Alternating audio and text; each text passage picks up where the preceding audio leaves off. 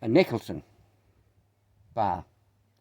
It's about the only file I've found that I can get to cut these things.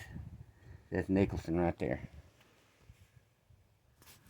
Has to be a Nicholson to cut. You can get a lot of these files and they're slick and they just slide over it. See that in there, tucked in there. And you see, you just shorten it up there real bright and pretty, see? Nice and straight, ready to roll. Might need a little bit right there.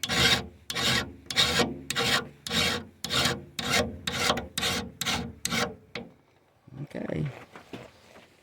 You just go around and around the saw. Someone asked me how you know when you get around it. A long time ago, I said, well, Mr. Man, can't you see the fresh file when you get back around?